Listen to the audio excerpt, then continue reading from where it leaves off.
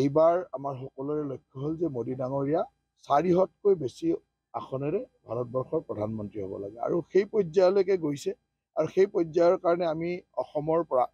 অতি কমেও 12খন আসন মোদী ডাঙৰীয়াক উপহাৰ দিব পাৰিম আৰু যদি ৰাইজে সঠিকভাৱে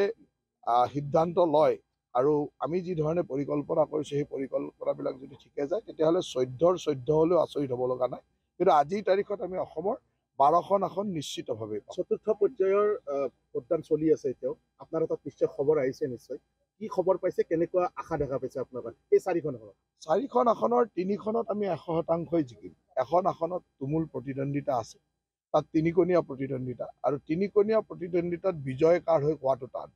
গতিকে তিনিকণীয়া প্ৰতিদ্বন্দ্বিতাত আমাৰ প্ৰাৰ্থীজনৰ বিজয় মই ভাবোঁ যে হৈ যাব আৰু সেই ধৰণে এতিয়া চাৰিওফালৰ পৰা খবৰ আহিছে পলিং শেষ হোৱাৰ লগে লগে আমি খবৰবিলাক আৰু বেছি ভালকৈ পাম কিন্তু 4খনৰ 3খন আমি 100% জিকিম আৰু 4 নম্বৰ আসনখনত তিনিকণীয়া প্ৰতিদ্বন্দ্বিতাত এটা কোন জিকে 4 তাৰিখে আমি গম পাম। আপোনাৰ ভোটদাতাসকললৈ এটাই আহ্বান যে সকলোৱে যাতে নিজৰ গণতান্ত্ৰিক অধিকাৰ সাব্যস্ত কৰে আৰু সকলোৱে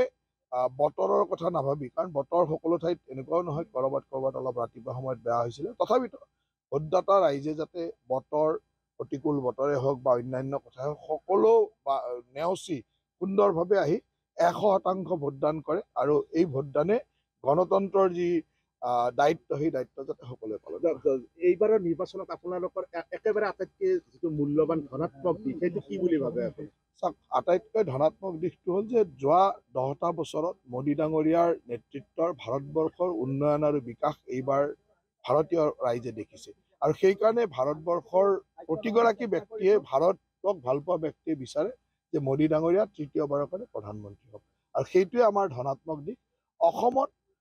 আমাৰ মুখ্যমন্ত্ৰী হিমন্ত বিশ্ব শৰ্মা ডাঙৰীয়াৰ যিটো জনপ্ৰিয়তা আৰু ৰাইজৰ লগত তেওঁৰ যিটো একাত্মতা সেই একাত্মতাই আমাক যথেষ্ট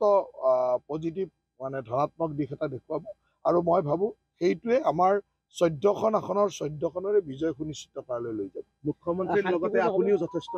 সভা সমিতি কৰিলে এইবাৰ ৰাইজৰ ওচৰলৈ গৈছে ৰাইজৰ কেনেকুৱা ভাষ্য পাইছে আপোনালোকে? আজি আমিতো বহুত ডাঙৰ নেতা নহয় কিন্তু আজিলৈকে মই নিৰ্বাচনৰ সময়ত যিমানেই সভা কৰিছোঁ এনেকুৱা এখন সভা পোৱা নাই য'ত 2-3 হাজাৰতকৈ কম মানুহ হৈছে সকলোতে 5,000, 8,000, 10,000, 20,000লৈকে মানুহ হৈছে গতিকে মই একেবাৰে আটাইতকৈ কম মানুহ হোৱা সভাখনো 3,000 গতিকে আমাৰ দৰে নেতাৰ সভাত যেতিয়া ন্যূনতম 3,000 মানুহ আহে অধিকতম 20,000, 25,000লৈ মানুহ হৈছে গতিকে এনেকুৱা ধৰণৰ ৰাইজৰ যিটো মৰম এই মৰমৰ পৰা আমি বুজি পাওঁ যে এইবাৰ অসমৰ ৰাইজ মোদী ডাঙৰীয়াৰ লগত আছে হিমন্ত বিশ্ব শৰ্মা ডাঙৰীয়াৰ লগত। বতৰ যথেষ্ট প্ৰতিকূল তাৰ মাজতো কিন্তু ভোটাৰ আহি আছে কি আহ্বান জনাব বতৰৰ? বতৰ প্ৰতিকূল হ'লেও মই দেখিছোঁ যে ৰাইজৰ উৎসাহ আছে